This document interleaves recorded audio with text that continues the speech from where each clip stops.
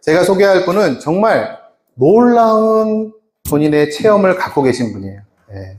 그리고 목사님 사모님이시고 지금은 이로미안으로서 본인의 역할을 감당하시면서 많은 또 환우분들에게 또 이로미안들에게 귀감이 되고 희망의 메시지를 선포하시는 분입니다.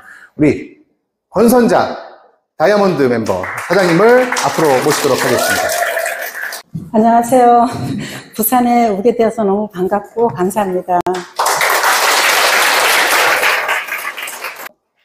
제가 이제 이론 플러스를 만나게 된 그 사연을 여러분하고 좀 나누고 싶습니다. 한 20여 년 전에, 소화가 안 돼가지고 동네 병원에 소화제를 처방받으러 갔다가, 위에 내시경을 해보자 그러더라고요. 그래서 했지요. 하고 나서 다음 월요일날 결과가 나오니까 결과 보러 오세요 그러더라고요. 알았다고 했어요. 그런데 토요일날 전화가 왔더라고요. 보호자분하고 같이 오시라고. 보호자분하고. 그래서 좀 예감이 이상했어요. 그래서 남편하고 같이 갔더니 위암이 발견이 되었다고, 빨리 대학병원에 가서 수술을 해야 될 것 같다고 하더라고요. 그래서 남편하고 좀 충격을 받고 돌아왔는데 늘 그런 생각이 들었어요. 그때는 제가 40대 초밖에 안 되었고, 큰아이가 중학교 1학년, 작은아이가 늦둥이로 낳은 아이가 겨우 6살밖에 안 되었고, 교회를 개척한 지 몇 년 안 돼서 굉장히 이제 힘들고 만날 아이 데리고 전파로 다니고 그럴 때예요.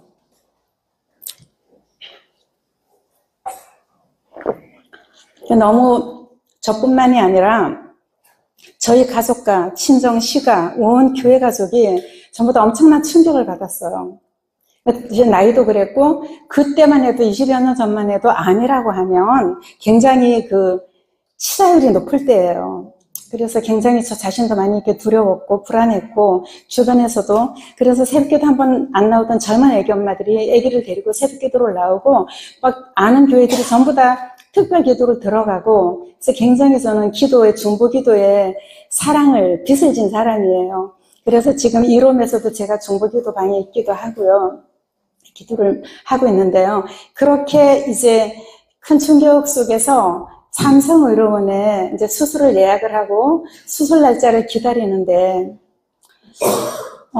정말 마음이, 굉장히 신앙이 있고 지금 죽어도 천국 하는 믿음은 있다고 생각했는데, 너무 불안하고 너무 두렵고, 병원에 가서 제 이름이 이렇게 차트가 이렇게 전광판에 뜨면 벨사살왕이 메네메네 대결 우발을 신 벽의 글자를 보고 허벅지가 녹아내리는 것 같았다는 걸 저는 그때 경험했어요.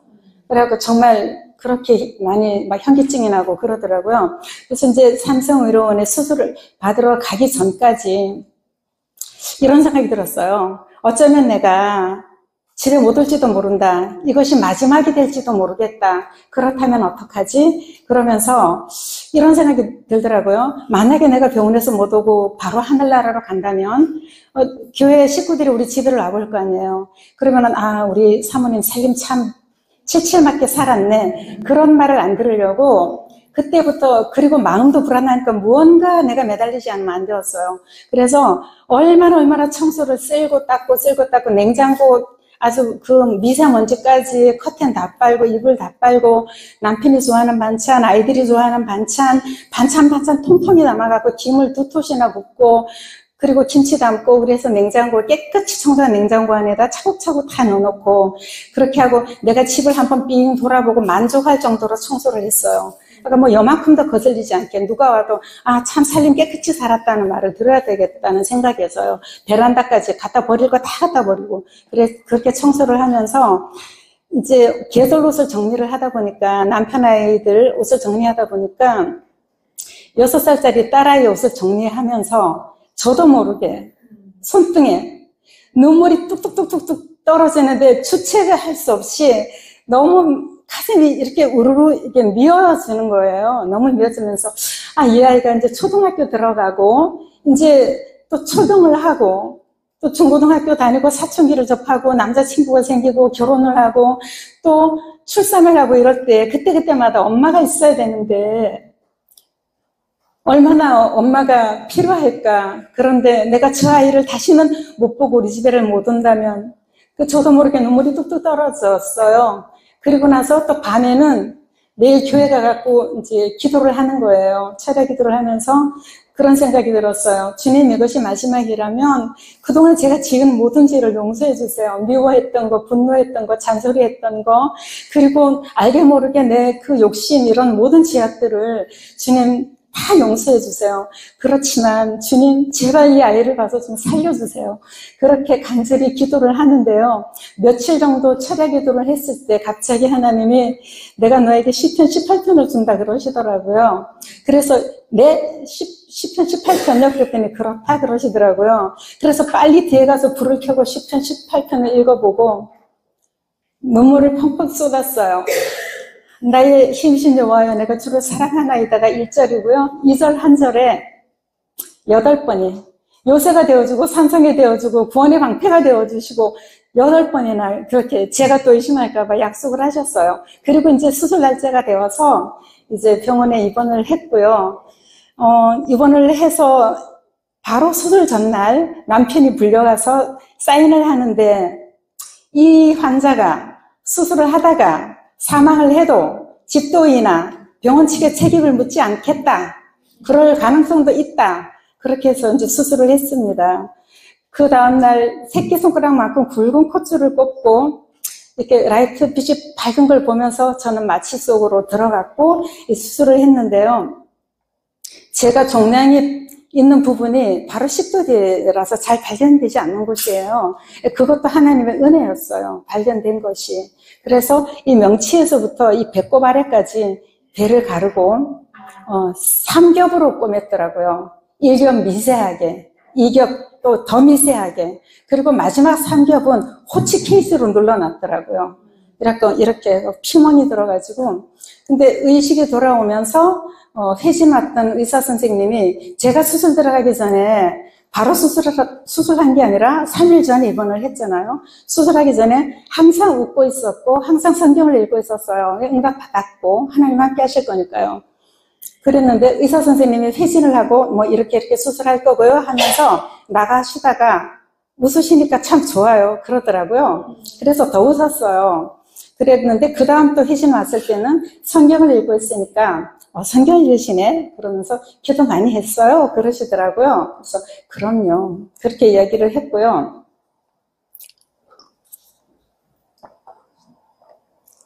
그분이 아마 삼성의료원의 조재현 교수님이셨는데 좀 권위자셨어요. 근데 그분이 아마 크리스찬인이었던가 봐요.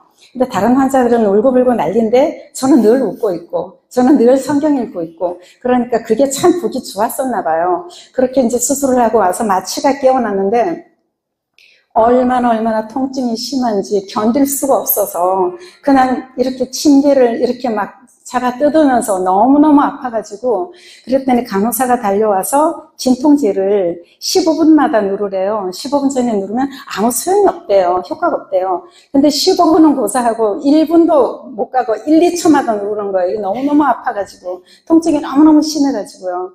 그렇게 하면서 병원 생활을 이제 입원을 해갖고 있었고요.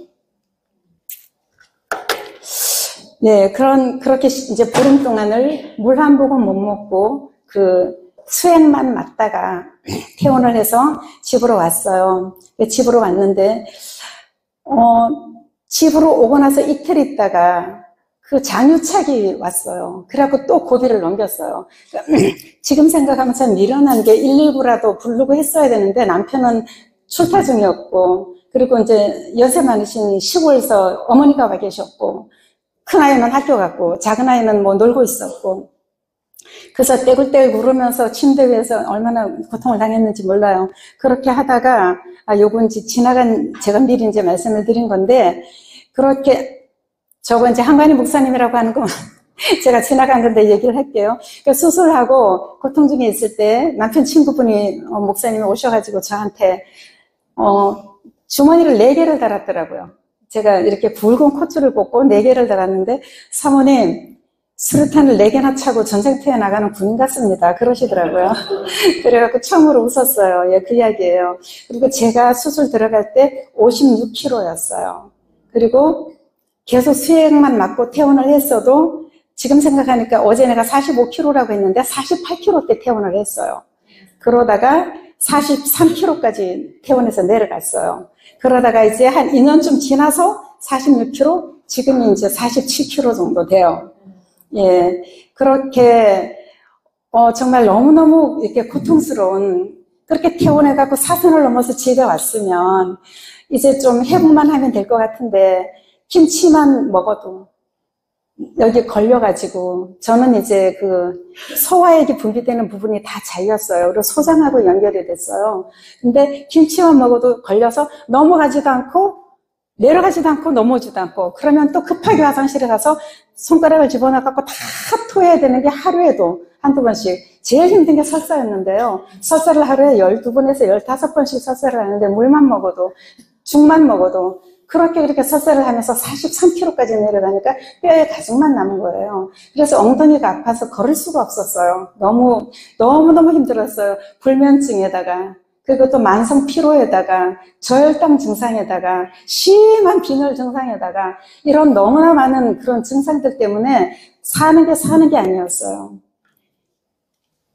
게다가, 굉장히 데려받고 싶잖아요. 너무 힘들잖아요. 뭐, 교회 살림, 집 살림 많이 힘들었잖아요. 그러다 그 40대 초에 수술을 했잖아요. 그런데 그렇게 데려받고 싶은데, 그때나 지금이나 남편은 여전히 밖으로 바쁜 거예요. 항상 바쁜 거예요. 그리고 뭐 어린이집도 안 보내고 데리고 있는 우리 작은 딸하고 저하고만 집에 있었는데, 그러니까는 엄마가 한 보름 동안 눈에 안 보이다가 나타나니까 너무 이제 반가웠겠죠, 애가. 주일날만 돼도 늘 밥 챙겨 먹이던 엄마가 없으니까, 주방에도 없고 방에도 없고 자기 엄마만 없으니까, 엄마가 몇 밤 잠은 올 거야, 기도하고 있어, 엄마 위해서 기도해야 돼, 그렇게 얘기를 했지만 6살밖에 안 되었기 때문에, 그러니까 자꾸 이렇게 무릎에 와서 앉는 거예요. 엄마 안아주세요, 엄마 놀아주세요. 그러면 살이 너무너무 아파서 견딜 수가 없는 거예요. 엄마 아파, 내려가, 엄마 아파, 내려가. 그러면 하면서 엉덩이를 막 갖다 대면 나중에는 애를 밀어가지고 애가 이렇게 나뒹구른 적이 한두 번이 아니에요. 그러면은 그럴 때마다 우리 아이가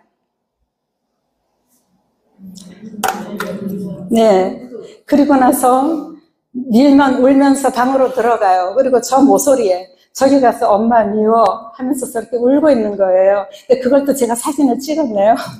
예, 그 사진이 있더라고요. 그래서 그리고 나면 또 들어가서 끌어안고 또 같이 울고, 그러면은 엄마 아직도 아파? 많이 아파? 그러면서 이제 그렇게 늘 묻고 그렇게 했었어요. 학교에 들어가더니 방과 후에 집에만 오면 제 눈치부터 살펴요. 그러면서 웃음을 잃어버린 엄마에게 저를 웃게 해주려고 우리 딸이 늘 하는 율동이 있었어요. 손 딱 치고 이렇게 한쪽 발 들고 일로 뛰고, 또 손 딱 치고 이 팔 들고 또 이 발 들고 이렇게 뛰고, 그러면 제가 꼭 웃었어요. 그렇게 하면 제가 꼭 웃으니까 매일 집에 오면 그거를 하는 거예요. 그러다 놀이터에 데리고 나가면 저렇게 키가 안 자라니까 올려달라고 해서 겨우 이렇게 올려서 잡게 해주면 저걸 잡고 끝에서 끝까지 앞으로 막 가는 거예요. 그러면 내가 이렇게 웃으니까 엄마를 웃게 하려고 막 이런 재롱을 떨면서 저기 서가지고 엄마 웃어보세요 막 이러면서 그러는 거예요. 그렇게 아이한테 너무나 많은 상처를 주고, 한의원에도 가보고, 제가 암 수술을 했다고 하니까 암 환자한테 좋다는 약재, 뭐 건강식품 굉장히 많이 들어왔어요. 그런 거를 다 먹어보았지만 효과가 없더라고요. 한의원에 갔더니 수술로 인해서 모든 면역 기능이 무너져서 아무리 영양가 좋은 것을 먹어도 몸으로 가지 않고 다 배설이 되는 체질이 되었다고, 한약을 한 6개월 정도 먹으면 좋아질 거라고 그렇게 처방을 하더라고요. 그래서 몇 개월 동안 그 비싼 한약을 없는 형편에 먹어봤지만 왠지 아무 효과가 없었어요. 그렇게 하루하루를 너무너무 힘들게 살고 있던 그렇게 살면서 제가 뭐를 했냐면 그 우울감, 좌절감, 나는 백약이 무효하구나. 이제 나는 무엇을 먹어도 아무 효과가 없구나. 그냥 이렇게 살다 죽나 보다. 그렇게 하고 건강에 대해서 자포자기 상태, 절망과 좌절 상태, 그런 상태였어요. 그런 상태에서 그 우울감을 극복해 보려고 사모님이 우울증이 걸렸대. 그러면 너무나 덕이 안 되잖아요. 그래서 그런 거 표시 안 내려고 교회 가면 또 제가 해야 할 일을 청소며 주방일이며 다 해야 되고, 또 집에 오면은 또 제 일을 또 해야 되고, 바뀌어지지 않은 환경 속에. 그래서 한 것이 제가 뭐냐면 뜨개질에 완전히 빠졌어요. 학교 다닐 때만 조금 해봤던 그 뜨개질에 빠져가지고요. 저게 지금 저 작품 중에서 반도 아니에요. 가방하고 모자하고 남 떠서 권사님들이나 친구들 준 거 굉장히 많고요. 지금 여기 이거 준비하면서 찾아보니까 저게 있더라고요. 예, 그래서 저렇게.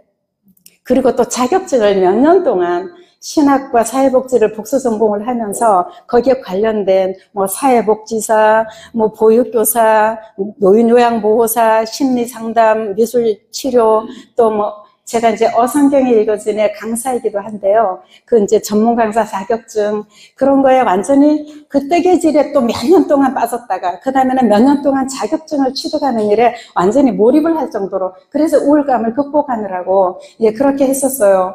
근데 어떤 증상이 계속 오냐 하면 이렇게 자다가 눈을 뜨면은요 남편 얼굴이 샛노란 은행잎으로 보이고 아이가 침대에 와서 엄마 일어나 이렇게 하면 아이 얼굴이 샛노란 은행잎으로 보이는 거예요. 그러면은 나 왜 이렇게 얼굴이 노래? 그러면은 그러면서 남편도 안 노란데 당신이 그렇게 보이나? 막 이랬어요. 그리고 한참 깜빡깜빡하고 있다 보면 그 증상이 살아나고 정상으로 보였어요.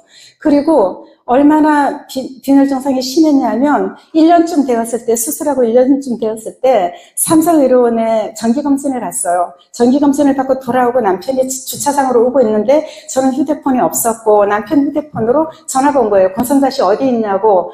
지금 주차장이라고. 빨리 되돌아오라고. 그래갖고 허겁지겁 갔더니 빈혈 수치는 12부터 정상으로 보거든요. 제가 6으로 떨어진 거예요. 6으로 떨어져가지고 가다가 죽는다고. 가다가 최소한 기절하거나 쓰러진다고. 빨리 오라고. 그래서 되돌아가서 수혈을 2봉지를 맞고 집에를 왔어요. 그 뒤로도 8구를 넘지를 않는 거예요. 15년 동안을. 계속 8구인데 이 빈혈 증상이 얼마나 심했냐면 어디 외출했다가 돌아오면서 저희 집에 내릴 때가 됐는데 저희 집도 정류소 마을버스에서 내리려고 하는데 이렇게 마을버스가 우회전을 해가지고 올라오는데 이제 그러면 제가 내려야 돼요.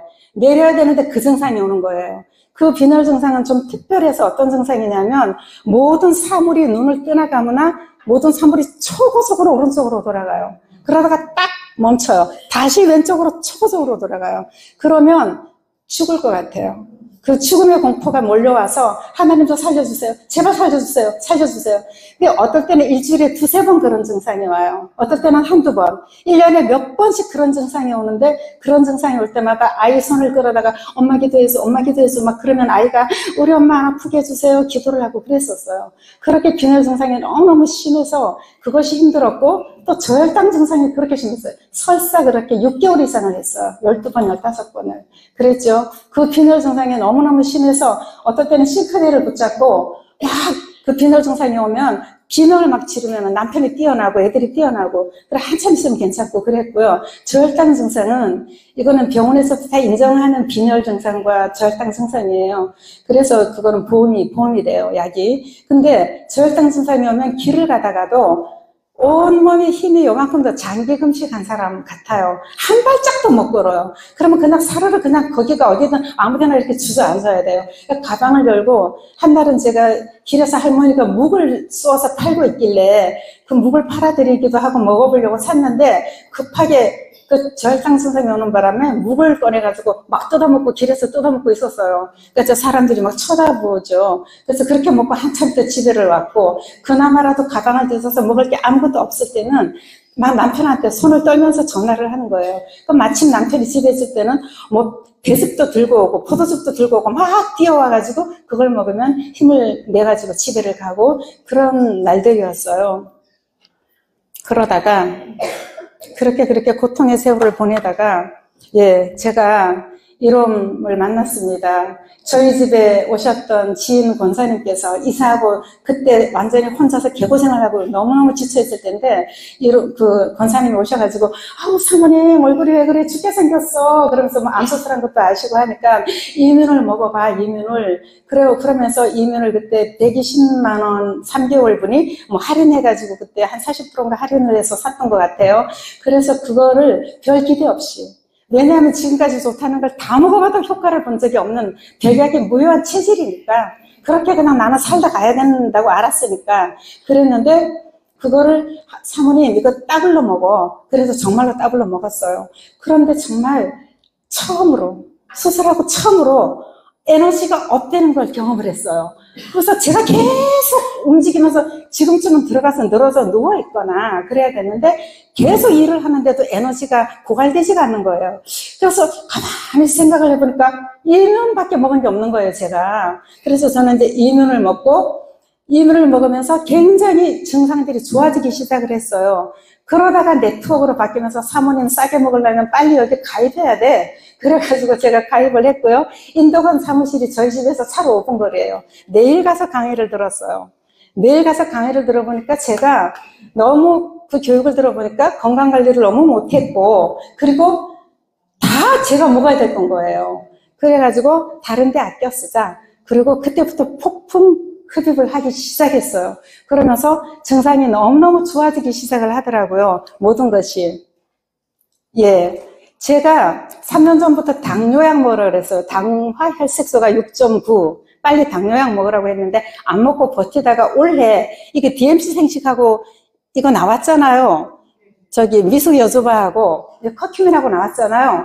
그래서 저거를 저는 우리 유럽을 너무 사랑해요. 저는 굉장히 원래 의리 중심의 사람이고 친환경주의 사람인데요. 저는 황 박사님 너무 좋아하고요. 너무 존경하고 우리 유럽 너무 좋아해요.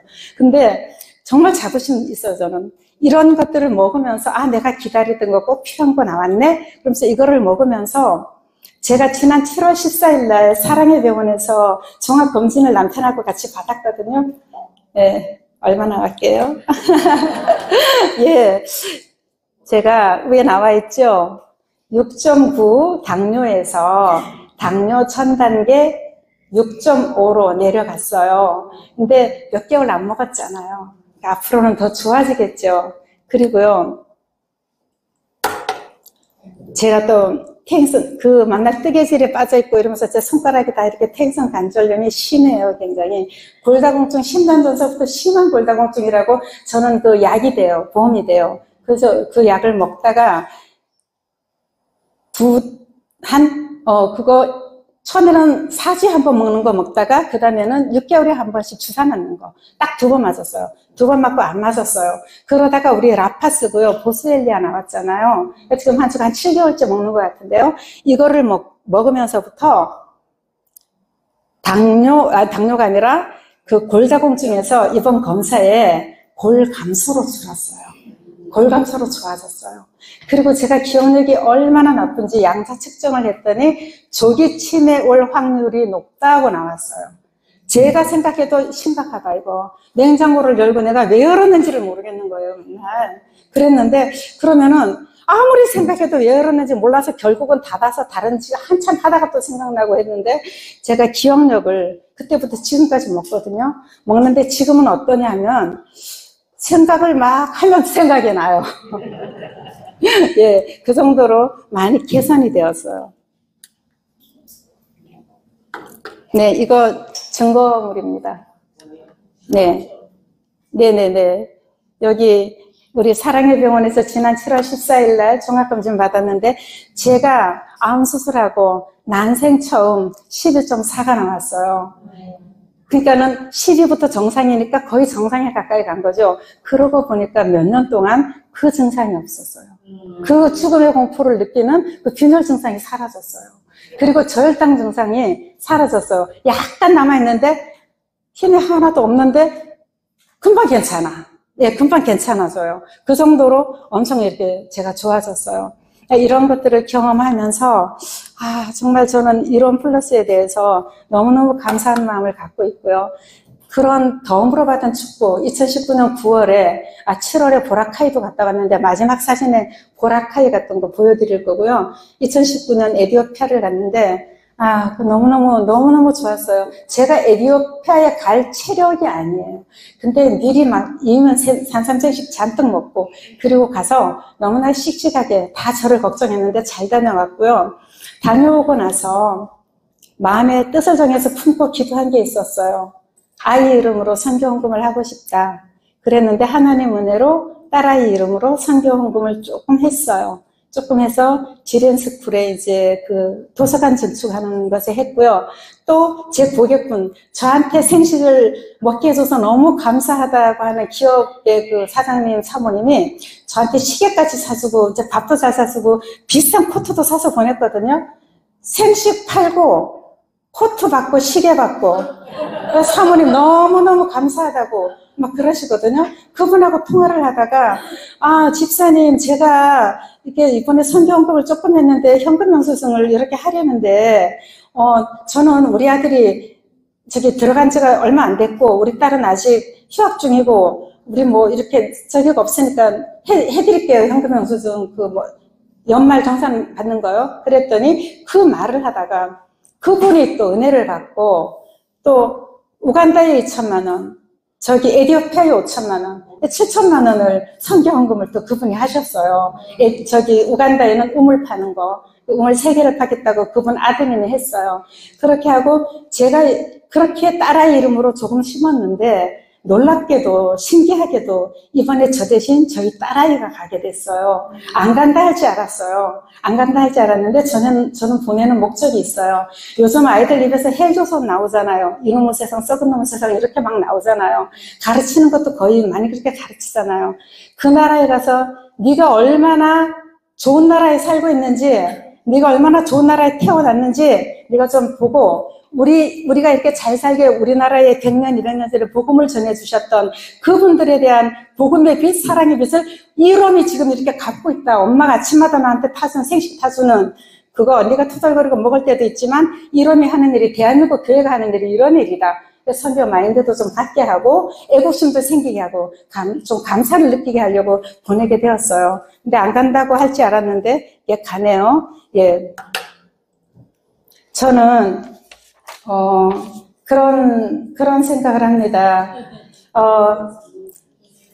인간은 누구나, 우리 인생은 누구나 그 딜레마, 생로병사의 딜레마 있잖아요. 피해갈 수 없어요. 누구에게나 태어나고 아프고 다 죽고, 그런 생로병사라고 하는 이 인간의 딜레마. 그래서 그 실존주의 철학자 하이데거도 그런 말을 했어요. 인간은 피투성이라고. 피를 흘리는 게 아니라 던져진 존재라고. 언제 죽을지 생명이 사라질지 몰라서 늘 불안해한다고. 그래서 빌립도 예수님 십자가 지시기 전에 막 불안해하는 그런 내용도 있고 그러잖아요.